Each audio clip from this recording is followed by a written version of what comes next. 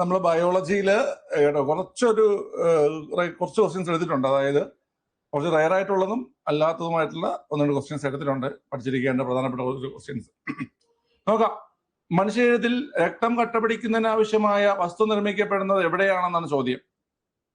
രക്തം കട്ടപിടിക്കുന്നതിന് ആവശ്യമായ വസ്തു നിർമ്മിക്കപ്പെടുന്നത് എവിടെയാണെന്നാണ് ചോദ്യം. ഈസി ക്വസ്റ്റ്യൻ ആണ്. രക്തം കട്ടപിടിക്കുന്നതിന് ആവശ്യമായിട്ടുള്ള വസ്തു നിർമ്മിക്കപ്പെടുന്നത് കരളിലാണ്. അല്ലെ, കരളിലാണ്. ആ വസ്തുവിന്റെ പേര് പ്രോത്രോംബിൻ എന്നാണ്. അല്ലെ, പ്രോത്രോംബിൻ എന്നാണ് ആ വസ്തുവിന്റെ പേര്. പ്രോത്രോംബിൻ എന്നാണ്. രക്തം കട്ടപിടിക്കാൻ ആവശ്യമായിട്ടുള്ള വസ്തുവിന്റെ പേര് എന്താ കുട്ടികളെ?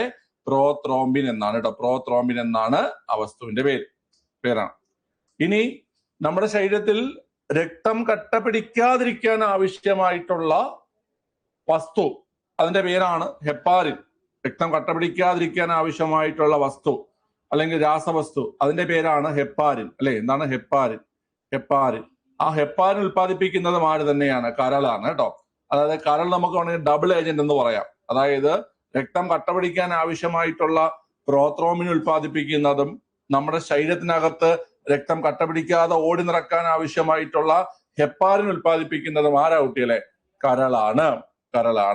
ഓക്കെ, പെട്ടെന്നൊന്ന് പറഞ്ഞു പോവാം. രക്തം കട്ടപിടിക്കാൻ ആവശ്യമായിട്ടുള്ള ഘടകങ്ങൾ ഞാൻ ഒരുപാട് തവണ പറഞ്ഞു തന്നിട്ടുണ്ട്. ഒന്നുകൂടെ നമുക്കൊന്ന് പറഞ്ഞു നോക്കാം. രക്തം കട്ടപിടിക്കാൻ ആവശ്യമായിട്ടുള്ള രക്തകോശങ്ങൾ ഏതാണ്? രക്തം കട്ടപിടിക്കാൻ ആവശ്യമായിട്ടുള്ള രക്തകോശങ്ങൾ ഏതാണ് കുട്ടികളെ? രക്തം കട്ടപിടിക്കാൻ മെയിൻ ആയിട്ട് ഏത് രക്തകോശങ്ങളാണ് ആവശ്യമായിട്ടുള്ളത്? പറഞ്ഞേ. രക്തം കട്ടപിടിക്കാൻ ആവശ്യമായിട്ടുള്ള രാസവസ്തു നമ്മൾ പറഞ്ഞു. പ്രോത്രോംബിൻ. രാസവസ്തു പ്രോത്രോംബിൻ.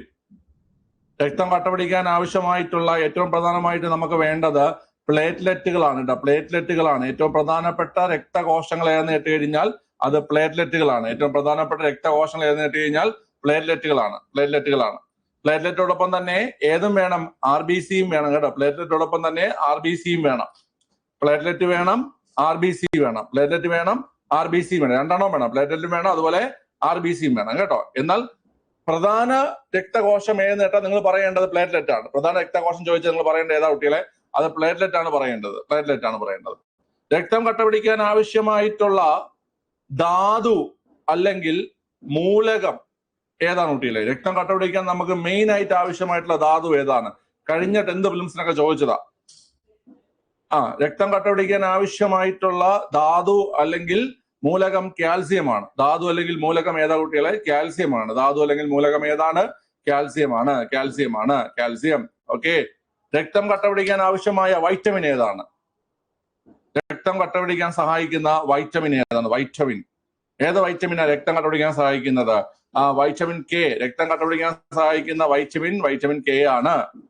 രക്തം കട്ടപിടിക്കാൻ സഹായിക്കുന്ന പ്ലാസ്മ പ്രോട്ടീൻ ഏതാണ്?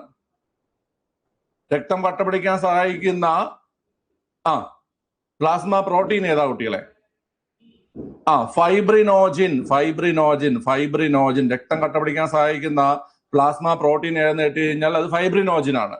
ഓക്കെ അല്ലേ? ഫൈബ്രിനോജിൻ ആണ് രക്തം കട്ടപിടിക്കാൻ സഹായിക്കുന്ന പ്ലാസ്മ പ്രോട്ടീൻ. രക്തം കട്ടപിടിക്കാൻ സഹായിക്കുന്ന എൻസൈം ഏതാണ്? രക്തം കട്ടപിടിക്കാൻ സഹായിക്കുന്ന എൻസൈം ഏതാ കുട്ടികളെ? രക്തം കട്ടപിടിക്കാൻ സഹായിക്കുന്ന എൻസൈം ഏതാണ്? എൻസൈം. ആർക്ക് പറയാം? രക്തം വളരെ എൻസൈം.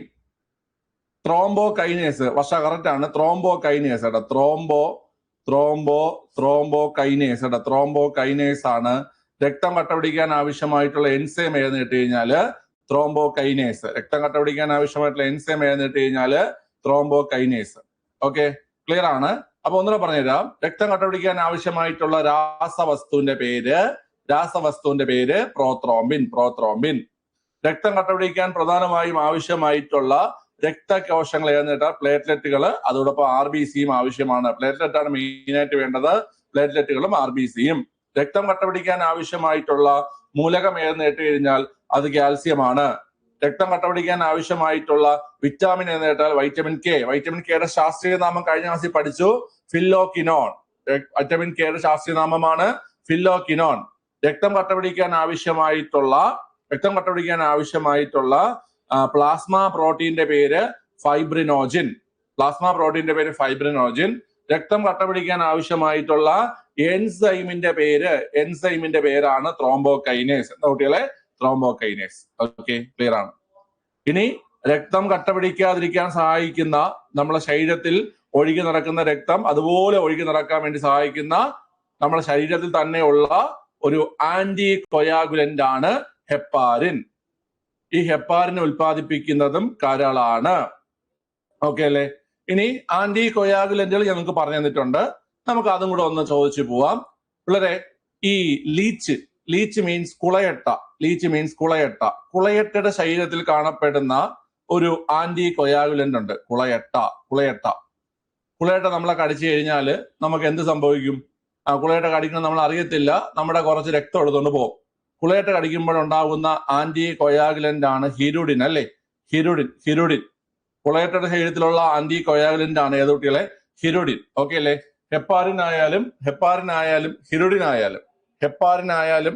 ആയാലും ഇത് രണ്ടും നാച്ചുറലി ഉള്ള ആന്റി കൊയാഗുലന്റുകളാണ്. ഹെപ്പാരിൻ നമ്മൾ കുടിച്ചിട്ടല്ല നമ്മുടെ ശരീരത്തിൽ ഉണ്ടാകുന്നത്.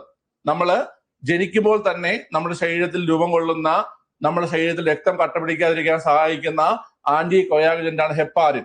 അതുപോലെ കുളയട്ടയുടെ ശരീരത്തിൽ ജന്മനാ ഉള്ള ആന്റി കൊയാഗുലന്റ് ആണ് ഏത് കുട്ടികളെ? ഹിരുഡിൻ എന്ന് പറയുന്നത്. ഹിരുഡിൻ. ഓക്കെ അല്ലേ?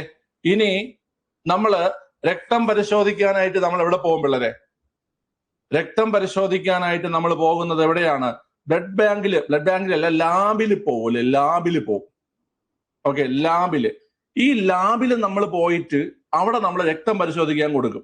അപ്പൊ ആ രക്തം പരിശോധിക്കുന്ന സമയത്ത് അവര് അവിടെ ഉപയോഗിക്കുന്ന ഒരു ആന്റി കൊയാഗുലന്റ് ഉണ്ട്. അതായത് നമ്മുടെ രക്തം അവരിങ്ങനെ വലിച്ചെടുത്തിട്ട് ആ ടെസ്റ്റ് ട്യൂബിനകത്തോടെ ആക്കിയിട്ട് അവർ അതിലൊരു ആന്റി കൊയാഗുലന്റ് ഉപയോഗിക്കും. അപ്പം രക്തപരിശോധനയിൽ ലാബുകളിൽ ഉപയോഗിക്കുന്ന ആന്റി കൊയാഗുലന്റ് ഏതെന്ന് കേട്ട് കഴിഞ്ഞാൽ അതിന്റെ പേരാണ് EDTA. എന്താ കുട്ടികളെ? EDTA. കേട്ടോ? ലാബിൽ ഉപയോഗിക്കുന്ന, രക്തപരിശോധന വേളയിൽ ലാബുകളിൽ ഉപയോഗിക്കുന്ന ആന്റി കൊയാഗുലന്റ്, രക്തം കട്ടപിടിക്കാതിരിക്കാൻ വേണ്ടി ഉപയോഗിക്കുന്ന ആന്റി കൊയാഗുലന്റെ പേര് EDTA. EDTയുടെ പൂർണ്ണരൂപം എന്താ? പറഞ്ഞേ, EDTയുടെ പൂർണ്ണരൂപം എന്താ? Ethylene diamine tetra acetic acid അല്ലേ? ആണ്. അത് തന്നെ കേട്ടോ. Ethylene diamine tetra acetic acid. കേട്ടോ? Ethylene diamine tetra acetic acid. Okay. ഇനി നമ്മള് ബ്ലഡ് ബാങ്കിൽ പോകും. ബ്ലഡ് ബാങ്കിൽ പോയിട്ട് നമ്മൾ എന്ത് ചെയ്യും കുട്ടികളെ? രക്തദാനം ചെയ്യും. ബ്ലഡ് ബാങ്കിൽ പോയിട്ട് രക്തദാനം ചെയ്യും. ആര് ചെയ്യും? നമ്മളെ പോലെ ആരോഗ്യമുള്ള ആൾക്കാർ ചെയ്യും. നിനക്കൊക്കെ വെയിറ്റ് ഇല്ല, പേടിയാണെന്നും പറഞ്ഞുകൊണ്ട് കുറെ എണ്ണം ചെയ്യത്തില്ല. ഓക്കെ. രക്തദാനം ചെയ്യുന്ന സമയത്ത് ആ എടുക്കുന്ന രക്തം കട്ടപിടിക്കാതിരിക്കാനായിട്ട് അതില് ഒരു വസ്തു ചേർക്കും. അതിന്റെ പേരാണ് സോഡിയം സിട്രേറ്റ്. എന്താ കുട്ടികളെ? Sodium citrate. ഓക്കെ അല്ലേ? അപ്പൊ നിങ്ങൾ ഇത്രയും ആന്റി കൊയാഗുലന്റുകൾ അറിഞ്ഞിരിക്കണം. വളരെ ഇമ്പോർട്ടന്റ് ആണ്. മനുഷ്യ ശരീരത്തിൽ രക്തം കട്ടപിടിക്കാതിരിക്കാൻ സഹായിക്കുന്നത് ഹെപ്പാരിൻ, കരൾ ഉൽപ്പാദിപ്പിക്കുന്നു. കുളയട്ട കടിക്കുമ്പോൾ ആ കടിക്കുന്ന ഭാഗത്ത് രക്തം കട്ടപിടിക്കാതിരിക്കാനായിട്ട് കുളയട്ട ഇഞ്ചക്ട് ചെയ്യുന്ന ആന്റി കൊയാഗുലന്റ് ആണ് ഹിരുഡിൻ. അതുപോലെ രക്തപരിശോധന വേളകളിൽ ലാബിൽ ഉപയോഗിക്കുന്ന ആന്റി കൊയാഗുലന്റ് ആണ് EDTA. EDTയുടെ മുഴുവൻ പേര് ethylene diamine tetra acetic acid. Ethylene diamine tetra acetic acid. Blood ബാങ്കുകളിൽ നമ്മൾ രക്തം നൽകുമ്പോൾ ആ രക്തത്തിൽ ഉപയോഗിക്കുന്ന ആന്റി കൊയാഗുലന്റ് ആണ് ഏത് കുട്ടികളെ? Sodium citrate. ഏതാണ്? Sodium citrate. ഓക്കെ. കൊളയട്ട കടിച്ചിട്ടുണ്ടോ നിങ്ങളാ? കൊളയട്ട അടിച്ചിട്ടുണ്ടോ? അവിടെ ആരെയൊക്കെ കടിച്ചിട്ടുണ്ട്, ആരെയൊക്കെ കടിച്ചിട്ടില്ല? ഇല്ല. വല്ലപ്പോഴൊക്കെ വീടിന്റെ വെളിയിലോട്ടൊക്കെ ഇറങ്ങണം കേട്ടാ. എന്നിട്ട് ടൂറുകളൊക്കെ പോണം, എക്സ്പ്ലോർ ചെയ്യണം കേട്ടാ. സൗണ്ട് കുറവാണോ?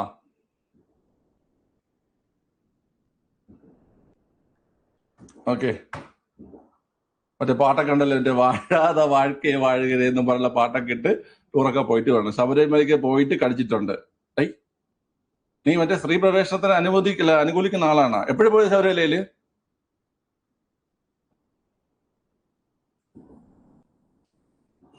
ഓക്കെ, ശരി.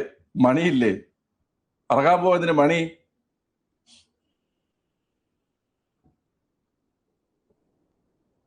സന്തോഷ് ജോർജ് കുളങ്ങര പറഞ്ഞ അനുസരിച്ച് കേട്ടാ, കറങ്ങാൻ പോലും മനസ്സ് നമുക്ക് മതി, പൈസയൊക്കെ താനെ വരുമെന്നാണ് പുള്ളി പറഞ്ഞിരിക്കുന്നത്. പാമ്പാടും ജോലയിലുണ്ട്. ഓക്കെ ഓക്കെ, ശരി ശരി. കുളയട്ട ഏത് വിഭാഗത്തിൽ വരുന്നതാണ് കുട്ടികളെ? കുളയട്ട ഏതാണ്? അനലിഡാണ്, മൊളസ്കാണ്? കുളയട്ട ഏത് വിഭാഗത്തിൽ വരുന്ന ജീവിയാണ്? കുളയട്ട ഏത് ഏത് ഏത് വിഭാഗത്തിൽ വരുന്ന ജീവിയാണ്? പറഞ്ഞേ. പിള്ളേരെ, കുളയിട്ട എന്ന് പറഞ്ഞു കഴിഞ്ഞാൽ അനലിഡാണ് കേട്ടോ, അനലിഡാണേ. കുളയിട്ട എന്ന് പറഞ്ഞു കഴിഞ്ഞാല് അനലിഡ് വിഭാഗത്തിൽ പെടുന്നതാണ്. അനലിഡ് അതായത് പച്ചരക്തമുള്ള ജീവികളാണ്. പച്ചരക്തമുള്ള ജീവികളാണ് ഏത് കുട്ടികളെ? ഈ അനലിഡ് എന്ന് പറയുന്നത് കേട്ടാ. പച്ചരക്തമുള്ള ജീവികളാണ് അനലിഡ് എന്ന് പറയുന്നത്. കുളയട്ടയൊക്കെ അനലിഡാണ്. ഓക്കെ അല്ലേ? ഒച്ചൊക്കെയാണ് ഈ മൊളസ്ക് എന്ന് പറയുന്നത് കേട്ടോ. മൊളസ്ക് എന്ന് പറഞ്ഞു കഴിഞ്ഞാൽ മറ്റേ ഒച്ച്, അതൊക്കെയാണ് മൊളസ്ക് എന്ന് പറയുന്നത്. ഓക്കെ അല്ലേ? മൊളസ്ക്, ഈ ഒച്ച്, അതിന് നീലരക്തമുള്ള ജീവികളാണ് മൊളസ്ക് എന്ന് പറയുന്നത്. ഈ ഒച്ച്, നമ്മൾ ഈ നത്ത് കേട്ടാ, ഈ പറയുന്ന സ്ക്വിഡ്, അതൊക്കെ ഏത് വരുന്നതാണ് കുട്ടികളെ? ഈ മൊളസ്കിൽ വരുന്നതാണ്. അപ്പൊ നിങ്ങൾക്ക് ഡൗട്ട് വരും, ഈ പച്ചരക്തം അല്ലല്ലോ കുളയട്ടയ്ക്ക്. നിങ്ങൾ കണ്ടിട്ടുള്ള കുളയട്ടയുടെ രക്തം എന്ന് പറഞ്ഞാൽ അത് കുളയട്ടയുടെ രക്തമായിരിക്കൂല, നിങ്ങളുടെ രക്തമായിരിക്കും കണ്ടിട്ടുള്ളത്. ഓക്കെ, അതിനെ തല്ലിക്കൊള്ളുന്ന സമയത്ത് അത് പുറത്ത് വരുന്നത് നിങ്ങളുടെ രക്തമായിരിക്കും. ഈ കുളയട്ടയുടെ രക്തം എന്താണ് കുട്ടികളെ? പച്ചരക്തമാണ്. അത് അനലിഡ് വിഭാഗത്തിൽ വരുന്ന ജീവിയാണ്. മൊളസ്ക് എന്ന് പറഞ്ഞാൽ ഈ പറയുന്ന ഒച്ച്, അങ്ങനത്തെ ജീവികളാണ് ഈ പറയുന്ന മൊളസ്ക് എന്ന് പറയുന്നത്. ഓക്കെ അല്ലേ? അത് നീലരക്തമുള്ളതാണ്. വീട്ടിലുള്ള ഓരോന്നിനായിട്ട് പിടിച്ച് കൊന്നു നോക്കുമ്പോൾ നിങ്ങൾക്ക് അറിയാൻ പറ്റും. പാറ്റയെ പിടിച്ച് കൊന്നു നോക്കുമ്പോൾ നിങ്ങൾക്ക് അറിയാൻ പറ്റും ഏത് വിഭാഗത്തിൽ പെടുന്നതാണെന്ന്. പാറ്റയ്ക്ക് രക്തത്തിന്റെ കളർ എന്താ? പാറ്റ രക്തത്തിന്റെ കളർ എന്താ കുട്ടികളെ?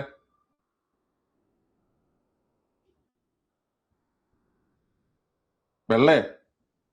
അയ്യോ, പാറ്റയെ കൊന്നപ്പോ ഈ സ്ക്രീനിൽ കാണുന്ന കളറാണോ നിങ്ങൾ കണ്ടത്?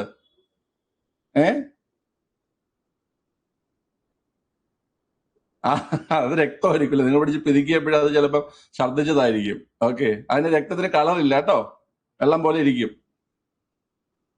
ഓക്കെ, നിറമില്ല. ക്ലിയർ ആണ്. ശരി. അടുത്തൊരു നല്ല നിലവാരമുള്ള ഒരു ചോദ്യമാണ് നിങ്ങളുടെ കാണുന്നത്. ഈ ക്വസ്റ്റ്യൻ നമുക്ക് ഒന്ന് ചെയ്യാം. ഇതുമായി ബന്ധപ്പെട്ട കുറച്ച് കാര്യങ്ങൾ പഠിക്കാനുണ്ട്, ഇമ്പോർട്ടൻറ്റ് കാര്യങ്ങൾ പഠിക്കാനുണ്ട്. ശരി, ഒന്ന് അറ്റൻഡ് ചെയ്തേ. ഇത് എത്ര പേർക്ക് അറ്റൻഡ് ചെയ്യാൻ പറ്റുമെന്ന് നോക്കാം. ഓക്കെ, ചില പരീക്ഷകളില്, നിലവാരമുള്ള പരീക്ഷകളില് ഇതുപോലത്തെ ധാരാളം ചോദ്യങ്ങൾ ഇപ്പോൾ വരുന്നുണ്ട്. സോ ഇതൊക്കെ പഠിച്ചേ പറ്റത്തുള്ളൂ കേട്ടോ. ECGയിൽ QRS തരംഗം, ECGയിൽ QRS തരംഗം ഏതിനെ സൂചിപ്പിക്കുന്നു എന്നതാണ് ചോദ്യം. ECGയിൽ QRS തരംഗം ഏതിനെ സൂചിപ്പിക്കുന്നു എന്നതാണ് ചോദ്യം. ഓക്കെ, വളരെ അതിന് നിങ്ങൾ മനസ്സിലാക്കേണ്ട 1-2 കാര്യങ്ങളുണ്ട്. ഓക്കെ, ആദ്യം നിങ്ങൾ മനസ്സിലാക്കേണ്ടത് ECG എന്താണെന്ന് മനസ്സിലാക്കണം. ECG എന്ന് വെച്ചാൽ എന്താ? ECG എന്ന് പറഞ്ഞാൽ അതിന്റെ പൂർണ്ണ രൂപം എന്താണ്? ECG എന്നാൽ അതിന്റെ പൂർണ്ണ രൂപം എന്താണ്? ഇലക്ട്രോ കാർഡിയോഗ്രാം അല്ലെ? Electro cardiogram. ഈ ECG അല്ലെങ്കിൽ ഇലക്ട്രോ കാർഡിയോഗ്രാം നമ്മൾ ഉപയോഗിക്കുന്നത് നമ്മുടെ ഹൃദയത്തിലെ വൈദ്യുത തരംഗങ്ങളെ രേഖപ്പെടുത്താനാണ്. ഹൃദയത്തിലെ വൈദ്യുത തരംഗങ്ങളെ രേഖപ്പെടുത്താനാണ് ECG നമ്മൾ ഉപയോഗിക്കുന്നത്. ഹൃദയത്തിലെ വൈദ്യുത തരംഗങ്ങളെ രേഖപ്പെടുത്താനാണ് ECG നമ്മൾ ഉപയോഗിക്കുന്നത്. ECG കണ്ടെത്തിയത് ആരെന്ന് കേട്ട് കഴിഞ്ഞാൽ വില്യം ഐന്തോവനാണ് കേട്ടോ. വില്യം ഐന്തോവനാണ് ECG കണ്ടെത്തിയത്. ആരാണ് കുട്ടികളെ? വില്യം ഐന്തോവനാണ്. ECG കണ്ടെത്തിയത് വില്യം ഐന്തോവൻ. അപ്പൊ ഇ സി ജിയുടെ പൂർണ്ണരൂപം ഇത്രയേ ഉള്ളൂ. ഇലക്ട്രോ കാർഡിയോഗ്രാം എന്നതാണ് ഇ സി ജിയുടെ പൂർണ്ണരൂപം. ഇ സി ജി എന്തിനു ഉപയോഗിക്കുന്നു കേട്ട് കഴിഞ്ഞാൽ ഹൃദയത്തിലെ വൈദ്യുത തരംഗങ്ങളെ രേഖപ്പെടുത്താനാണ് ഇ സി ജി ഉപയോഗിക്കുന്നത്. ഇ സി ജി കണ്ടെത്തിയത് വില്യം ഐന്തോവൻ.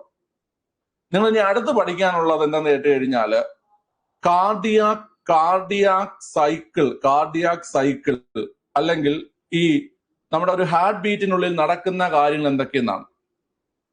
ഒരു ഹാർട്ട് ബീറ്റില് അല്ലെങ്കിൽ ഒരു കാർഡിയാക് സൈക്കിളില് എന്തൊക്കെ നടക്കും കുട്ടികളെ? എന്തൊക്കെയാണ് നടക്കുന്നത്? കാർഡിയാക് സൈക്കിളില് പിള്ളേരെ ഏട്രിയൽ സിസ്റ്റോൾ ആദ്യം നടക്കും. ഏട്രിയൽ സിസ്റ്റോൾ ആദ്യം നടക്കും. ഈ ഏട്രിയൽ സിസ്റ്റോൾ എന്ന് വെച്ച് കഴിഞ്ഞാല് നമ്മുടെ ഹൃദയത്തിന്റെ മുകൾ ഭാഗത്തുള്ള രണ്ടറകളാണ് ഏട്രിയാസ് അല്ലെങ്കിൽ ഓറിക്കിൾസ് എന്ന് പറയുന്നത്. നമ്മുടെ ഹൃദയത്തിന്റെ മുകളിലുള്ള രണ്ടറകളാണ് ഏട്രിയാസ് അല്ലെങ്കിൽ ഓറിക്കിൾസ് എന്ന് പറയുന്നത്. അപ്പം ഈ മുകളിലുള്ള ഏട്രിയാസ് അല്ലെങ്കിൽ ഓറിക്കിൾസ് സങ്കോചിക്കും. ഇതൊരു പ്രവർത്തനമാണ്. ഓക്കെ, അതിനുശേഷം രണ്ടാമതായി നടക്കുന്ന പ്രവർത്തനം എന്ന് പറഞ്ഞു കഴിഞ്ഞാൽ എന്താ കുട്ടി? രണ്ടാമതായി നടക്കുന്ന പ്രവർത്തനമാണ് വെൻട്രിക്കുലാർ സിസ്റ്റോള്. എന്താ കുട്ടികളെ? വെൻട്രിക്കുലാർ സിസ്റ്റോള്. രണ്ടാമത് നടക്കുന്നത് വെൻട്രിക്കുലാർ സിസ്റ്റോള്. അതായത് താഴ്ഭാഗത്തുള്ള രണ്ടറകളെയാണ് നമ്മൾ വെൻട്രിക്കിൾസ് എന്ന് പറയുന്നത്. മുകളിലുള്ള രണ്ടറകളെ ഏട്രിയാസ് എന്ന് അല്ലെങ്കിൽ ഓറിക്കിൾസ് എന്ന് പറയും. താഴ്ഭാഗത്തുള്ള രണ്ടറകളെ വെൻട്രിക്കിൾസ് അല്ലെങ്കിൽ വെൻട്രിക്കിൾ എന്ന് പറയും. അപ്പം ഒരു കാർഡിയാക് സൈക്കിളില് ആദ്യം മുകളിലത്തെ രണ്ട് അറകൾ ചുരുങ്ങും. അതിനെ നമ്മൾ പറയുന്നത് ഏട്രിയൽ സിസ്റ്റോൾ എന്ന് പറയും. എന്ത് പറയും കുട്ടികളെ? ഏട്രിയൽ സിസ്റ്റോൾ എന്ന് പറയും. ഓക്കെ അല്ലേ? ഇനി അതിനുശേഷം താഴെയുള്ള രണ്ട് അറകൾ ചുരുങ്ങും. ആ താഴെയുള്ള രണ്ട് അറകൾ ചുരുങ്ങുന്നതിനെയാണ് വെൻട്രിക്കുലാർ സിസ്റ്റോൾ എന്ന് പറയുന്നത്. മൂന്നാമതായി ജോയിന്റ് ഡയസ്റ്റോൾ. എന്താ കുട്ടികളെ? ജോയിന്റ് ഡയസ്റ്റോൾ എന്ന് വെച്ച് കഴിഞ്ഞാൽ ഈ പറയുന്ന ഏട്രിയാസും വെൻട്രിക്കുലാസും ഒരുമിച്ച് വിശ്രമാവസ്ഥയിലേക്ക് വരും. ഓക്കെ അല്ലേ? അപ്പൊ ഇതിങ്ങനെ സംഭവിച്ചുകൊണ്ടിരിക്കും. Atrial systole, ventricular systole, joint diastole. മലയാളത്തിൽ പറയുകയാണെങ്കിൽ ആദ്യം മുകളിലുള്ള ഏട്രിയാസ് അല്ലെങ്കിൽ ഓറിക്കിൾസ് ചുരുങ്ങും. അതിനുശേഷം താഴെയുള്ള വെൻട്രിക്കുലാർസ് ചുരുങ്ങും. അതിനുശേഷം ഇവ ഒരുമിച്ച് എന്ത് ചെയ്യും കുട്ടികളെ? ഇവ ഒരുമിച്ച് വിശ്രമാവസ്ഥയിലേക്ക് വരും. മനസ്സിലായല്ലോ? അപ്പൊ ഇതിനെയാണ് ഒരു കാർഡിയാക് സൈക്കിൾ അല്ലെങ്കിൽ ഒരു ഹാർട്ട് ബീറ്റ് എന്ന് പറയുന്നത്. നമ്മുടെ ഹൃദയം നിങ്ങൾക്ക് ഇപ്പൊ അറിയാൻ പറ്റും. നിങ്ങൾ കൈ ഇങ്ങനെ വെച്ച് നോക്കിയാൽ നിങ്ങൾക്ക് അറിയാൻ പറ്റും. നിങ്ങൾ ഹൃദയം ഇങ്ങനെ ഇടിക്കുന്ന അറിയാൻ പറ്റും. ഈ ഹൃദയം ഇടിപ്പ് എന്ന് പറഞ്ഞാൽ ഈ മൂന്ന് കാര്യങ്ങൾ സംഭവിക്കുന്നുണ്ട് ഒരു കാർഡിയാക് സൈക്കിളില്. ഒരു ഹാർട്ട് ബീറ്റില് ഈ മൂന്ന് കാര്യങ്ങൾ സംഭവിക്കുന്നുണ്ട്. മനസ്സിലായോ? ഓക്കെ. ആദ്യം മുകളിലത്തെ രണ്ടെണ്ണം ചുരുങ്ങും, പിന്നെ താഴത്തെ രണ്ടെണ്ണം ചുരുങ്ങും, പിന്നെ വികസിക്കും. അതാണ് ഇങ്ങനെ സംഭവിച്ചുകൊണ്ടിരിക്കുന്നത്. മനസ്സിലായ? ഇനി നിങ്ങൾക്ക് ചോദിക്കുന്ന ചോദ്യങ്ങൾ പറഞ്ഞുതരാം. ഒരു കാർഡിയാക് സൈക്കിളിൽ ഇപ്പൊ എന്തൊക്കെ ഉണ്ടെന്ന് നിങ്ങൾക്ക് അറിയാം. Atrial systole, ventricular systole, joint diastole. ഒരു മിനിറ്റിലെ കാർഡിയാക് സൈക്കിളുകളുടെ എണ്ണം ചോദിക്കാറുണ്ട്. പറഞ്ഞേ, ഒരു മിനിറ്റിലെ കാർഡിയാക് സൈക്കിളുകളുടെ എണ്ണം എത്രയാണ്?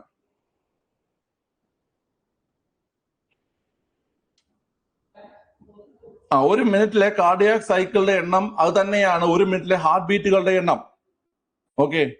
ഒരു മിനിറ്റിലെ കാർഡിയാക് സൈക്കിളുകളുടെയും ഒരു മിനിറ്റിലെ ഹാർട്ട് ബീറ്റുകളുടെയും ഒരു മിനിറ്റിലെ പൾസുകളുടെയും എണ്ണം തുല്യമായിരിക്കും. Cardiac cycle, heart beat, pulse, ഇവ എല്ലാത്തിന്റെയും എണ്ണം എന്തായിരിക്കും കുട്ടികളെ? തുല്യമായിരിക്കും. കാരണം ഇവ മൂന്നും ഒന്നാണ്. മനസ്സിലായ? പിന്നെ നിങ്ങൾ ചോദിക്കുന്നത് ഒരു കാർഡിയാക് സൈക്കിളിന് വേണ്ട സമയമാണ്. ഒരു കാർഡിയാക് സൈക്കിളിന് എത്ര സമയം എടുക്കുമെന്ന് ചോദിക്കും. ഒന്ന് പറയാമോ?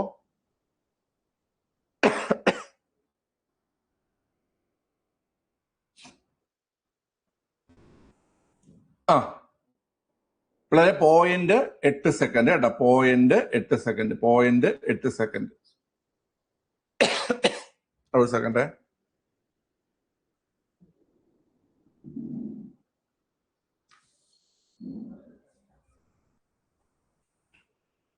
വായിച്ചോ പോരാ. വെള്ളം കൊടുത്തേ.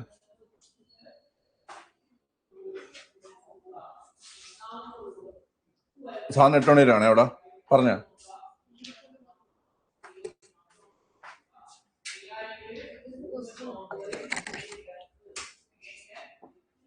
ശരി, ഓക്കെ, ഇത്രയും മനസ്സിലായല്ലോ കുട്ടികളെ. ഇനി ഇവിടെ നമുക്ക് നോക്കാം. നിങ്ങൾ ഈ കാണുന്നത് ഒരു ECG വേവ് ആണ്. അതായത് ECG വേവ് നിങ്ങൾ കണ്ടിട്ടുണ്ടായത്. അതായത് നമ്മളിപ്പം ആരെങ്കിലും കൊണ്ട് ആശുപത്രിയിൽ പോകുമ്പോഴോ അല്ലെങ്കിൽ നമുക്കിപ്പോൾ എന്തെങ്കിലും രീതിയിൽ ആശുപത്രിയിലൊക്കെ പോണ സമയത്ത് അവിടെ ECG ഇരിക്കണമെങ്കിൽ നമ്മൾ ഒരു കാര്യമില്ലാതെ എടുത്ത് വലിച്ചു നോക്കും കേട്ടാ. ഇങ്ങനെ നീക്കി നോക്കാൻ ഒരു രസമാണ്. ഓക്കെ, പക്ഷെ എന്തെന്ന് അറിഞ്ഞിട്ടല്ല നമ്മൾ നോക്കണത്. പക്ഷെ ഇവിടെ നിങ്ങൾക്ക് അത് പഠിക്കാറുണ്ട്. മനസ്സിലായ? ഇവിടെ നിങ്ങൾക്ക് അത് പഠിക്കാറുണ്ട്. ECGയിൽ മെയിനായിട്ട് നിങ്ങൾ പഠിക്കേണ്ടത് 3 തരത്തിലുള്ള വേവുകളാണ്, അതായത് തരംഗങ്ങളാണ്. ഒന്ന് ഈ P വേവ് എന്ന് പറയും. ഒന്ന് ഏതാ കുട്ടികളെ? P വേവ് എന്ന് പറയും. ഓക്കെ അല്ലേ? രണ്ടാമത്തത് നമുക്ക് ഈ പറയുന്ന QRS വേവ് അല്ലെങ്കിൽ QRS കോംപ്ലക്സ് എന്ന് പറയും. QRS വേവ് അല്ലെങ്കിൽ QRS കോംപ്ലക്സ് എന്ന് പറയും. മൂന്നാമത്തത് T വേവ്. ഏതാ കുട്ടികളെ? T wave. മൂന്നാമത്തെ ഏതാണ്? T wave. അപ്പൊ P wave, QRS wave, T wave. P wave, QRS wave, T wave. നിങ്ങൾക്കിവിടെ കാണാൻ കഴിയും. ഈ കാണുന്നതാണ് P വേവ്. ഈ പോയിരിക്കുന്ന സാധനമാണ് QRS വേവ്. ഈ കാണുന്നതാണ് T വേവ്. ഇത് എന്തെന്നാണ് നമ്മൾ പഠിക്കേണ്ടത്. ഓക്കെ അല്ലേ പിള്ളേരെ? ഈ QRS വേവ് എന്ന് പറഞ്ഞു കഴിഞ്ഞാൽ അതാണ് നമ്മുടെ ചോദ്യം. QRS വേവ് എന്തെന്നാണ് ചോദ്യം. നിങ്ങൾക്ക് ഇതേപോലെ P വേവ് എന്താണെന്നും T വേവ് എന്താണെന്നും പരീക്ഷയ്ക്ക് ചോദിക്കും. ഓക്കെ അല്ലേ? പറഞ്ഞേ, എന്താണ് കുട്ടികളെ ഈ P വേവ് എന്ന് പറയുന്നത്? എന്താണ് P വേവ്? ആദ്യം P വേവ് എന്ന് പറ.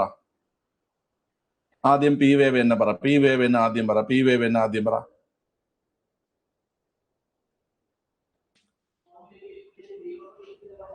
തെറ്റാണ്. P വേവ് തെറ്റാണ്. അപ്പോൾ P വേവ് സൂചിപ്പിക്കുന്നത്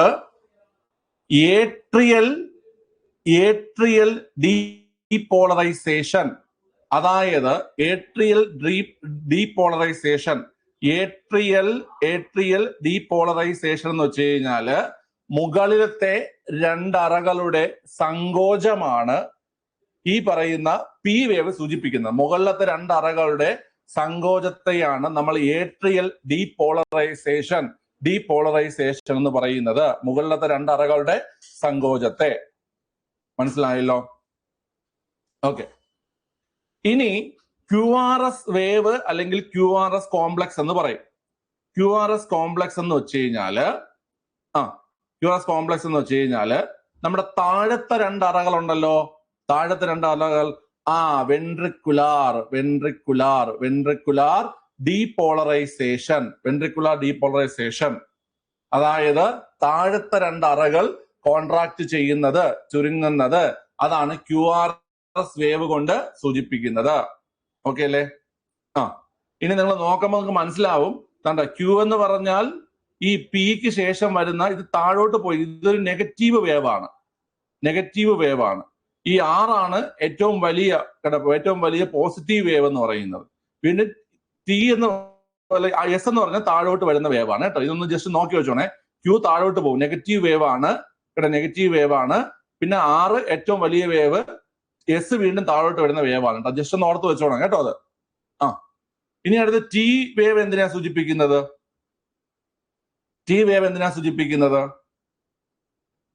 അപ്പോൾ T വേവ് എന്തിനാണ് സൂചിപ്പിക്കുന്നത് കേട്ട് കഴിഞ്ഞാല് വെൻട്രിക്കുലാർ റീപോളറൈസേഷൻ. വെൻട്രിക്കുലാർ റീപോളറൈസേഷൻ എന്ന് വെച്ച് കഴിഞ്ഞാല് അത് വികസിക്കുന്നത് അല്ലെങ്കിൽ തിരികെ വരുന്നത്. ചുരുങ്ങുന്നതിനല്ല, വികസിക്കുന്നത്. ഓക്കെ അല്ലേ? നിങ്ങളുടെ ഓപ്ഷനിൽ തന്നെ ഉണ്ട്. നോക്കിയേ, ഓറിക്കിളിന്റെ സങ്കോചം P വേവ്, P വേവ്. വെൻട്രിക്കുലറിന്റെ സങ്കോചം QRS കോംപ്ലക്സ്. വെൻട്രിക്കിൾസിന്റെ വികാസം T വേവ്. ഓക്കെ അല്ലെ? T wave. ക്ലിയർ ആണല്ലോ? അപ്പൊ നിങ്ങൾ ചോദിക്കും, ഏട്രിയസിന്റെ അല്ലെങ്കിൽ മുകളിലത്തെ അറകള് അതിന്റെ വികാസം പറയുന്നില്ലേ എന്നുള്ളത്. അത് വളരെ ചെറിയ ഒരു, അതായത് ക്ലിനിക്കലി അത് നമ്മൾ എന്ത് ചെയ്യത്തില്ല കുട്ടികളെ, അത് കണക്കിലെടുക്കത്തില്ല. അത് വളരെ ചെറിയ ഒരു ഇത് വേരിയേഷൻ മാത്രമേ ഉണ്ടാക്കുന്നുള്ളൂ. ഏതാണ്? ഈ ഏട്രിയാസിന്റെ വിശ്രമാവസ്ഥയിലേക്ക്, അല്ലെങ്കിൽ ഏട്രിയാസിന്റെ വികാസം എന്ന് പറയുന്നത്. അതുകൊണ്ട് അത് ഇഗ്നോർ ചെയ്യുന്നുണ്ട് കേട്ടോ. അതുകൊണ്ട് നമ്മൾ ഈ 3 കാര്യങ്ങൾ മാത്രം പഠിച്ചാൽ മതി. ഓക്കെ അല്ലേ? അപ്പം പ്രധാനമായും ഒരു ECGക്ക് പ്രധാനപ്പെട്ട 3 വേവുകളാണ് ഉള്ളത്. പി വേവ് എന്ന് പറഞ്ഞു കഴിഞ്ഞാൽ നമ്മുടെ മുകളിലത്തെ 2 അറകള് കോൺട്രാക്ട് ചെയ്യുന്നതിനെ സൂചിപ്പിക്കുന്നു. അതിനെ നമ്മൾ ക്ലിനിക്കലി പറയുന്ന വാക്കാണ് ഏട്രിയൽ ഡീപോളറൈസേഷൻ. ഡി ആണ് കേട്ടോ, ഡീപോളറൈസേഷൻ. ഡീപോളറൈസേഷൻ. മലയാളത്തിലാണെങ്കിൽ ഓറിക്കിൾസിന്റെ സങ്കോചം. ഇവിടെ കാണാൻ കഴിയും, ഓറിക്കിൾസിന്റെ സങ്കോചം.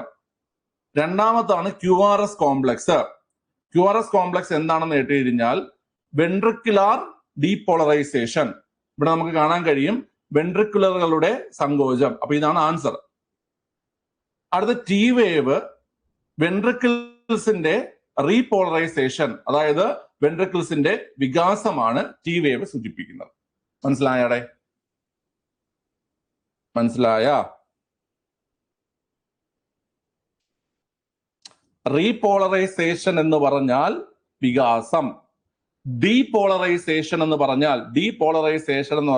പറഞ്ഞാൽ സങ്കോചം. ഡീപോളറൈസേഷൻ സങ്കോചവും റീപോളറൈസേഷൻ വികാസവുമാണ്. ഓക്കെ അല്ലേ? ഇനി ഇത് വെച്ചിട്ട് നിങ്ങൾക്ക് ഒരു ECG കാണുമ്പോൾ നിങ്ങൾ മനസ്സിലായിക്കോണം കേട്ടോ, ഈ കാണുന്നത് എന്താണ് എന്നുള്ളത്. അപ്പൊ നിങ്ങൾക്ക് മനസ്സിലാകാൻ പറ്റും ഈ വേരിയേഷൻ ഉണ്ടോ ഇല്ല എന്നുള്ള കാര്യം നിങ്ങൾക്ക് മനസ്സിലാക്കാൻ പറ്റും കേട്ടോ. ഈ വേവ് വെച്ചിട്ട് നമുക്ക് ഈ വേവിന്റെ, അതാണ് ഇങ്ങനെ നമുക്ക് ഇങ്ങനെ നോക്കി പോകുമ്പം ഇതിൽ വ്യത്യാസമുണ്ടോ, ഈ പറയുന്ന എല്ലാം ഒരുപോലെയാണെന്നൊക്കെ നോക്കാൻ പറ്റും. ചെറിയ ഒരു ക്ലിനിക്കൊക്കെ ഇട്ട് ECG മെഷീനൊക്കെ വാങ്ങിച്ചു കഴിഞ്ഞാൽ കേട്ടോ, ഇതൊക്കെ നോക്കിക്കൊടുത്ത് നെഞ്ചുവിനുള്ള മാമിയാരെയൊക്കെ നോക്കി കുറച്ച് പൈസ ഉണ്ടാക്കാം. ഓക്കെ, ക്ലിയർ ആണല്ലോ? ശരി, പറഞ്ഞാൽ മതി. മാമന്റെ ഏട്രിയാസിന്റെ ചുരുങ്ങലിന് എന്തോ പ്രശ്നമുണ്ട്, ആശുപത്രി പോവാം കേട്ടോ. ചിലർക്ക് ഒരു കുഴപ്പമില്ല, വീട്ടിൽ പോവാം. മാമന്റെ അതാണ്ട് ഈ വെൻട്രിക്കുലർ ചുരുങ്ങുന്നില്ല കേട്ടോ, അല്ലെങ്കിൽ തിരിച്ചു വരുന്നില്ല കേട്ടോ. അങ്ങനെയൊക്കെ നമുക്ക് ഓരോന്ന് നോക്കിയിട്ട് എന്ത് ചെയ്യാം, പറഞ്ഞു വിടാം കേട്ടോ. ഓക്കെ, ക്ലിയർ ആണ്. അപ്പൊ ഇത്രയും മനസ്സിലായ?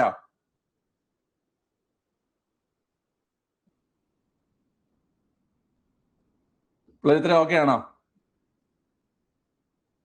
ഈ പഠിക്കുന്നതൊക്കെ എന്തിനാണ്? ഇതുപോലെ പഠിച്ചിട്ടല്ലേ ഡോക്ടർമാരായിട്ട് ഇരിക്കുന്നത്. നിങ്ങളും പഠിച്ച് ECG നോക്കാൻ അറിയാം. ഓക്കെ, ശരി. അപ്പൊ ഇത്രയാണ് ECGയുമായി ബന്ധപ്പെട്ട പ്രധാനപ്പെട്ട കാര്യങ്ങൾ. ഈ ഒരു ലെവൽ വരെയൊക്കെ PSC ചോദിച്ചിട്ടുണ്ട് കേട്ടോ. ഇങ്ങനത്തെ ക്വസ്റ്റ്യൻസ് ഒക്കെ വരുമ്പോൾ ഇനി ഇത് പ്രതീക്ഷിച്ചോണം, ഇത് കിട്ടാൻ വേണ്ടി, ഇത് വരാൻ വേണ്ടി പ്രതീക്ഷിക്കണം കേട്ടോ. വന്ന് നമുക്ക് എഴുതാൻ പറ്റണം എന്നുള്ള രീതിയിൽ ഇരിക്കണം. ഓക്കെ, ശരി, ക്ലിയർ ആണ്. അപ്പൊ അടുത്ത ക്വസ്റ്റ്യനിലേക്ക് പോവാലോ. ഓക്കെ,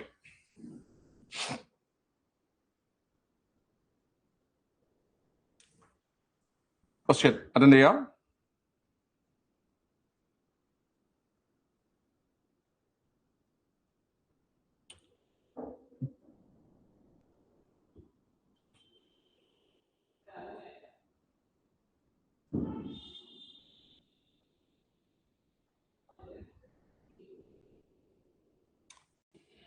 മലേറിയ രോഗാണോ അല്ലെങ്കിൽ പ്ലാസ്മോഡിയം ആണല്ലോ മലേറിയ രോഗാണോ? ഏത് ഘട്ടത്തിലാണ് രോഗം ഉണ്ടാക്കുന്നതെന്നാണ് ചോദ്യം. ഇത് ഇങ്ങനെയും സ്റ്റേറ്റ്മെന്റ് ആയിട്ടും ഒക്കെ നിങ്ങൾക്ക് പലതവണ വന്നതാണ്. ഓക്കെ, ഏത് ഘട്ടത്തിലാണ്, അതായത് മലേറിയ രോഗാണുവിന്റെ ഏത് ഘട്ടത്തിലാണ് അത് രോഗമുണ്ടാക്കുന്നതെന്നായിരിക്കും നിങ്ങൾക്ക് ചോദ്യം വരുന്നത്. അതിന്റെ ആൻസർ ആണ് സ്പോറോസോയിറ്റ് എന്ന് പറയും. സ്പോറോസോയിറ്റ് എന്ന് പറയും. ഓക്കെ അല്ലേ? മലേറിയയെ കുറിച്ച് 1-2 കാര്യങ്ങളും ചോദിക്കുകയാണെ. സ്പോറോസോയിറ്റ് ആണ് എന്റെ ആൻസർ. ഓപ്ഷൻ ഡി ആണ് ആൻസർ. ഓക്കെ, ഏത് ഘട്ടത്തിൽ മലേറിയ രോഗാണുവിന്റെ ഏത് ഘട്ടത്തിലാണ് അത് ഈ പറയുന്ന രോഗം ഉണ്ടാക്കുന്നതെന്ന് കേട്ട് കഴിഞ്ഞാൽ ഈ പറയുന്ന സ്പോറോസോയിറ്റ്. ഈ സ്പോറോ എന്ന വാക്ക് ഒന്ന് ഓർത്ത് വെച്ചിട്ടുണ്ട്. മലേറിയയായിട്ട് ബന്ധപ്പെട്ടിട്ട് നിങ്ങൾ പല രീതിയിൽ ഈ കാര്യം ചോദിക്കാറുണ്ട് കേട്ടോ. സ്പോറോസോയിറ്റ് ആണ് ആൻസർ. ഓക്കെ, ഇനി ഞാൻ ചോദിക്കട്ടെ, മലേറിയ കണ്ടെത്തിയത് ആരാണ്? അതായത് മലേറിയ പാരസൈറ്റ് ആയിട്ടുള്ള പ്ലാസ്മോഡിയം കണ്ടെത്തിയത് ആരാണ്? കുട്ടികളെ പറയാവോ? മലേറിയ പാരസൈറ്റ് ആയിട്ടുള്ള പ്ലാസ്മോഡിയം കണ്ടെത്തിയത് ആരാണ്? പ്ലാസ്മോഡിയം കണ്ടെത്തിയത് ആരാണ്? അറിഞ്ഞൂടെ? ഈ കണ്ടെത്തിയ ആൾക്ക് ഈ കണ്ടെത്തിയ ആൾക്ക് 1907 വൈദ്യശാസ്ത്ര നൊബേൽ സമ്മാനം ലഭിച്ചിട്ടുണ്ട്. വൈദ്യശാസ്ത്ര നൊബേൽ സമ്മാനം ലഭിച്ചിട്ടുണ്ട്. അറിയത്തില്ല ആർക്കും. ഓക്കെ. പിള്ളേരെ നിങ്ങൾക്ക് ഞാൻ പേര് പറഞ്ഞ് ലാസ്റ്റ് എത്തുമ്പോൾ നിങ്ങൾക്ക് ആളെ ഓർമ്മ വരും. ആളുടെ പേര് ചാൾസ് ലൂയിസ് അൽഫോൺസ് ലാവറൻ. ഇങ്ങനെ പേര് നിങ്ങൾ കേട്ടോണ്ടാ? Charles Louis Alphonse Laveran. Okay അല്ലേ? ലെഫ്റ്റ് ആയിക്കോ. Charles Louis Alphonse Laveran. ആളുടെ പേരാണ് ചാൾസ് ലൂയിസ് അൽഫോൺസ് ലാവറൻ. ഈ പേര് നിങ്ങൾ കേട്ടിട്ടുണ്ട്, കാരണം പരീക്ഷ ചോദിച്ചിട്ടുണ്ട് ഈ പേര് കേട്ടോ. മലേറിയക്ക് കാരണം പ്ലാസ്മോഡിയം എന്ന് പറയുന്ന പ്രോട്ടോസോവയാണെന്ന്. മലേറിയക്ക് കാരണം പ്രോട്ടോസോവ ഡിസീസ് ആണ്. ഏത് കുട്ടികളെ? മലേറിയ. വൈറസ് അല്ല, ബാക്ടീരിയ അല്ല, ഫംഗസ് അല്ല. ഇതൊരു പ്രോട്ടോസോവ രോഗമാണ്. മലേറിയക്ക് കാരണമായിട്ടുള്ള പ്രോട്ടോസോവ പ്ലാസ്മോഡിയം ആണെന്ന് കണ്ടെത്തിയ വ്യക്തിയാണ് ചാൾസ് ലൂയിസ് അൽഫോൺസ് ലാവറൻ. ഈ കണ്ടുപിടുത്തത്തിന് 1907 ഫിസിയോളജി നൊബേൽ പ്രൈസ്, വൈദ്യശാസ്ത്ര നൊബേൽ സമ്മാനം ലഭിച്ച വ്യക്തിയാണ് ആര് കുട്ടികളെ? Charles Louis Alphonse Laveran. മനസ്സിലായല്ലോ? എന്നാൽ കൊതുക് വഴിയാണ്, അതായത് ഏത് കൊതുകാണ് മലേറിയ പരത്തുന്നത്? മലേറിയ പരത്തുന്നത് അനോഫിലസ് പെൺകൊതുകുകളാണ്.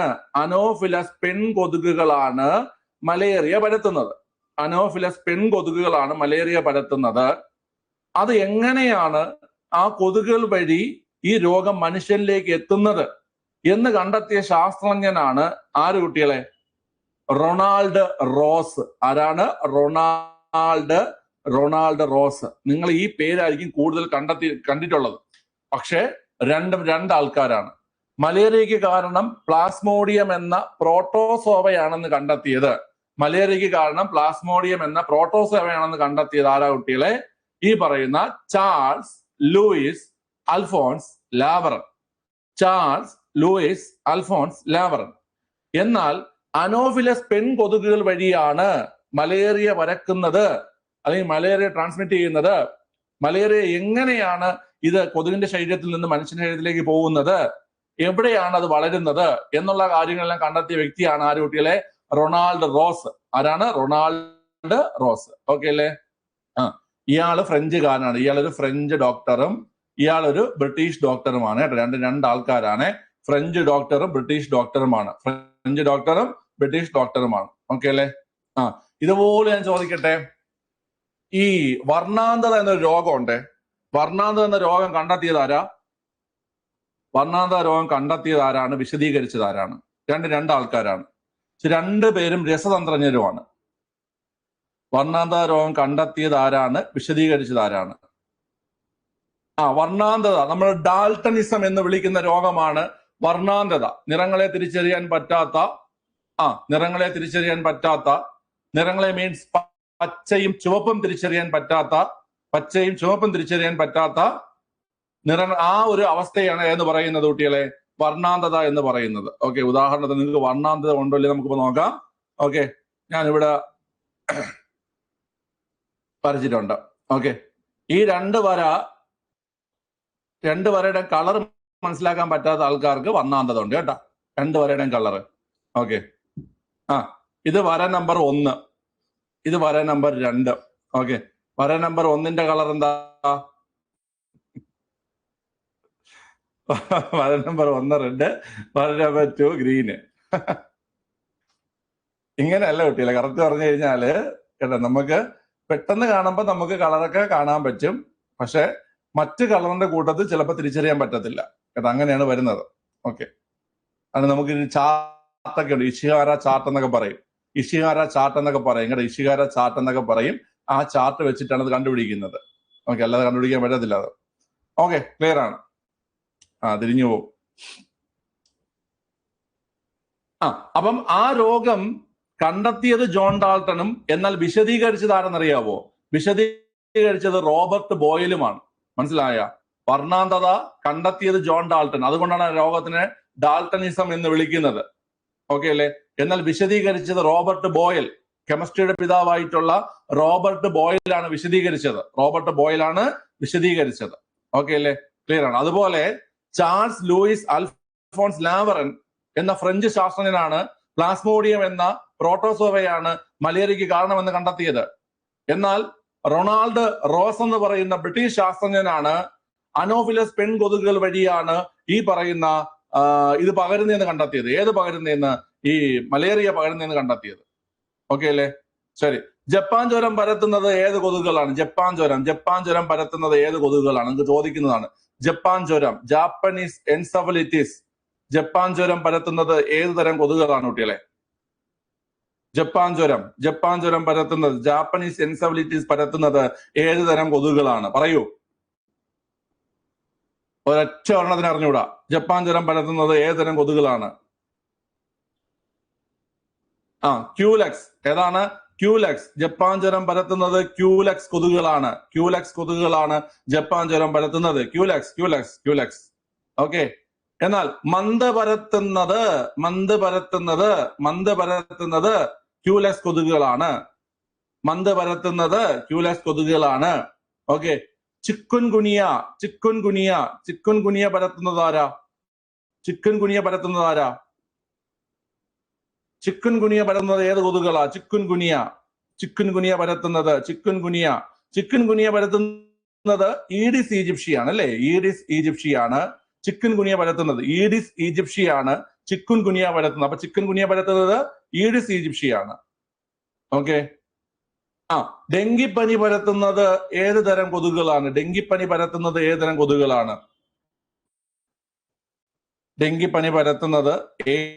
കൊതുകുകളാണ്? പറയാവോ? ഡെങ്കിപ്പനിയും ഈഡിസ് ഈജിപ്ഷിയാണ്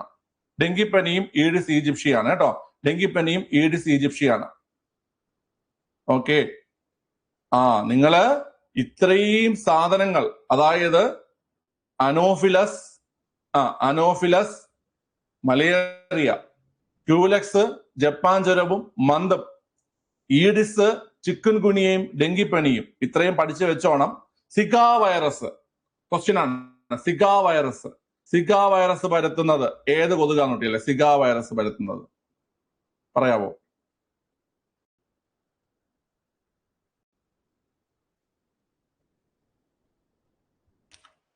സിഗാ വൈറസ് പരത്തുന്നതും ഏതന്നെയാണ് കുട്ടികളെ? ഈഡിസ് ഈജിപ്ഷിയാണ് കേട്ടോ. സിഗാ വൈറസ് പരത്തുന്നതും ഏതന്നെയാണ്? ഈഡിസ് ഈജിപ്ഷി തന്നെയാണ്. അപ്പം ചിക്കൻ ഗുനിയ, ഡെങ്കിപ്പനി, സിഗ. ഈഡിസ് ഈജിപ്ഷിയാണ്. ചിക്കൻ ഗുനിയ, ഡെങ്കിപ്പനി, സിഗ പരത്തുന്ന ഏതാ കുട്ടികളെ? ഈഡിസ് ഈജിപ്ഷിയാണ്. ഓക്കെ അല്ലേ? ക്ലിയർ ആണ്. ഇനി നമുക്ക് വീണ്ടും ഇതിലേക്ക് വരാം, മലേറിയയിലേക്ക് വരാം. പിള്ളേരെ, ഈ മലേറിയ രോഗത്തിന്റെ ലക്ഷണങ്ങൾ എന്തൊക്കെയാണ്? പറഞ്ഞേ, മലേറിയ രോഗത്തിന്റെ ലക്ഷണങ്ങൾ എന്തൊക്കെയാണ്? പ്രധാനമായിട്ട് ചോദിക്കുന്ന ലക്ഷണങ്ങളുണ്ട്. ഉയർന്ന പനിയായിരിക്കും. ഉയർന്ന പനി, കടുത്ത പനിയുണ്ടാകും. പിന്നെ വിറയലുണ്ടാകും കേട്ടോ. അതാണ് മെയിൻ ആയിട്ട് ചോദിക്കുന്നത്. വിറയലോട് കൂടിയ കടുത്ത പനിയും നല്ല ക്ഷീണവും ഉണ്ടാവും. വിറയലോട് കൂടിയ കടുത്ത പനിയാണ് മെയിൻ ലക്ഷണം. അപ്പൊ നിങ്ങൾക്ക് ചോദിക്കുമ്പോൾ അങ്ങനെ വരത്തുള്ളൂ. വിറയലോട് കൂടിയ കടുത്ത പനി ഏതാണ്? ഈ പറയുന്ന മലേറിയയുടെ ലക്ഷണമാണ് വിറയലോട് കൂടിയ കടുത്ത പനി. ഓക്കെ. ഇനി പറഞ്ഞ കുട്ടികളെ, മലേറിയ രോഗം പ്രധാനമായും ബാധിക്കുന്നത് ഏത് അവയവത്തെയാണ്? മലേറിയ രോഗം പ്രധാനമായി ബാധിക്കുന്നത് ഏത് അവയവത്തെയാണ് കുട്ടികളെ? അവിടെയാണ് ശ്രദ്ധിക്കേണ്ടത്. മലേറിയ നമ്മൾ പ്ലീഹ എന്ന് മാത്രം പഠിച്ചു പോകരുത്. മലേറിയ പ്രധാനമായും പ്ലീഹയും ബാധിക്കുന്നുണ്ട്, കരളിനെയും ബാധിക്കുന്നുണ്ട് കേട്ടോ. മലേറിയ പ്രധാനമായി പ്ലീഹയും ബാധിക്കുന്നുണ്ട്, കരളിനെയും ബാധിക്കുന്നുണ്ട് കേട്ടോ. കരൾ എന്ന് കണ്ടു കഴിഞ്ഞാൽ നിങ്ങൾക്ക് ഡൗട്ട് ഒന്നും വേണ്ട. കരളിനെയും ബാധിക്കുന്നുണ്ട്, പ്ലീഹയും ബാധിക്കുന്നുണ്ട്, കരളിനെയും ബാധിക്കുന്നുണ്ട് കേട്ടോ. പ്ലീഹയും ബാധിക്കുന്നുണ്ട്, അതുപോലെ ഏതിനെ ബാധിക്കുന്നുണ്ട്? കരളിനെയും ബാധിക്കുന്നുണ്ട്. പ്ലീഹ, കരള്. ഓക്കെ. ഇനി അടുത്ത് മലേറിയയെ തന്നെ നമ്മൾ ഈ പറയുന്ന പല കാറ്റഗറി ഉണ്ട്. ഓക്കെ അല്ലേ? ഏതൊക്കെയാ പ്രധാനപ്പെട്ട കാറ്റഗറികൾ വരുന്നത്? എല്ലാന്നും പഠിക്കേണ്ട, 1-2 കാറ്റഗറികൾ നിങ്ങൾ അറിഞ്ഞിരിക്കണം. മലേറിയയുടെ പ്രധാനപ്പെട്ട കാറ്റഗറികൾ ഏതൊക്കെയാ വരുന്നത്? വളരെ ഒന്നാമത്തത് പ്ലാസ്മോഡിയം ഫാൽസിപാരം. ഏതാ കുട്ടികളെ? പ്ലാസ്മോഡിയം ഫാൽസിപാരം. പ്ലാസ്മോഡിയം ഫാൽസിപാരം. Okay, Plasmodium ഫാൽസിപാരം. ഇതിന്റെ പ്രത്യേകത എന്ന് പറഞ്ഞാൽ ഏറ്റവും മാരകമായ മലേറിയയാണ് ഏത് കുട്ടികളെ? പ്ലാസ്മോഡിയം ഫാൽസിപാരം. ഏറ്റവും മാരകമായ മലേറിയയാണ് ഏത് കുട്ടികളെ? പ്ലാസ്മോഡിയം ഫാൽസിപാരം. ഓക്കെ, ഏറ്റവും മാരകമായ മലേറിയ. ഈ മലേറിയയുടെ പ്രത്യേകത എന്ന് വെച്ച് കഴിഞ്ഞാല് ഈ മലേറിയ നമ്മുടെ തലച്ചോറിനെ ഉൾപ്പെടെ ബാധിക്കുകയും നമ്മൾ കോമയിലാവുകയും ചെയ്യും. ചില സാഹചര്യങ്ങളിൽ നമ്മൾ കോമയിൽ വരെ ആയിപ്പോകും. അപ്പം ഏറ്റവും മാരകമായിട്ടുള്ള മലേറിയ എന്ന് കിട്ടി കഴിഞ്ഞാൽ പ്ലാസ്മോഡിയം ഫാൽസിപാരം കാരണം ഉണ്ടാകുന്ന മലേറിയയാണ് ഏറ്റവും മാരകമായ മലേറിയ എന്ന് പറയുന്നത്. ഓക്കെ അല്ലേ? തലച്ചോറിനെ വരെ ബാധിക്കുകയും ആള് കോമയിലാവുകയും ചെയ്യും. ഓക്കെ അല്ലേ? ഇനി അടുത്തൊരു കാറ്റഗറിയാണ് പ്ലാസ്മോഡിയം വൈവാക്സ്. പ്ലാസ്മോഡിയം വൈവാക്സ് ആണ് ഏറ്റവും വ്യാപകമായി കാണപ്പെടുന്ന മലേറിയ. പ്ലാസ്മോഡിയം വൈവാക്സ് ആണ്. നമ്മുടെ ഇന്ത്യയിലൊക്കെ കൂടുതലും കാണപ്പെടുന്ന മലേറിയ ഏതാ കുട്ടികളെ? പ്ലാസ്മോഡിയം വൈവാക്സ് ആണ് കേട്ടോ. മനസ്സിലായല്ലോ? ഓക്കെ, ഇതാണ് നമ്മൾ പറഞ്ഞ മെയിൻ ആയിട്ട് ഈ പറയുന്ന പ്ലീഹ, കരള് അങ്ങനെയുള്ള അവയവങ്ങളെ ബാധിക്കുന്ന പ്ലാസ്മോഡിയം വൈവാക്സ് ആണ്. പ്ലാസ്മോഡിയം വൈവാക്സ് ആണ്. ഓക്കെ അല്ലേ? അപ്പൊ ഈ രണ്ടെണ്ണം ഓർത്തിരിക്കുക. ഏറ്റവും മാരകമായത് പ്ലാസ്മോഡിയം ഫാൽസിപാരമാണ്. തലച്ചോറിനെ ഉൾപ്പെടെ ബാധിക്കുന്ന മലേറിയയാണ്. ഇത് കൂടുതലായിട്ട് നമ്മുടെ ആഫ്രിക്ക അങ്ങനത്തെ പ്രദേശങ്ങളാണ് ഇത് കൂടുതലായി കാണപ്പെടുന്നത്. അടുത്ത പ്ലാസ്മോഡിയം വൈവാക്സ് ആണ്. ഏറ്റവും വ്യാപകമായി കാണപ്പെടുന്ന മലേറിയ പ്ലാസ്മോഡിയം വൈവാക്സ് ആണ്. ഇന്ത്യയിൽ കൂടുതലായി കാണപ്പെടുന്നത് പ്ലാസ്മോഡിയം വൈവാക്സ് ആണ് ഇന്ത്യയിൽ കൂടുതലായിട്ട് കാണപ്പെടുന്നത് കേട്ടോ. ഓക്കെ അല്ലേ? ഇനി മലേറിയ രോഗത്തിന്റെ വിശേഷണങ്ങൾ ഒന്ന് പറയാവോ? കുട്ടികളെ? മലേറിയ രോഗത്തിന്റെ വിശേഷണങ്ങൾ, 2 വിശേഷണങ്ങൾ നമ്മൾ മെയിനായിട്ട് ഓർത്തിരിക്കണം. ഒന്ന് ബ്ലാക്ക് വാട്ടർ ഫീവർ അല്ലേ? Black water fever. അതുപോലെ തന്നെ മാർഷ് ഡിസീസ് അല്ലെങ്കിൽ ചതുപ്പ് രോഗം. ഓക്കെ, ബ്ലാക്ക് വാട്ടർ ഫീവർ എന്നും മാർഷ് ഡിസീസ് എന്നും അറിയപ്പെടുന്നത് ഏതാ കുട്ടികളെ? ഈ പറയുന്ന മലേറിയയാണ് കേട്ടോ. മാർഷ് ഡിസീസ് എന്നും ചതുപ്പ് രോഗം എന്നൊക്കെ അറിയപ്പെടുന്നത് മലേറിയയാണ്. ലോക മലേറിയ ദിനം ഒന്ന് ഓർത്ത് പറഞ്ഞേ.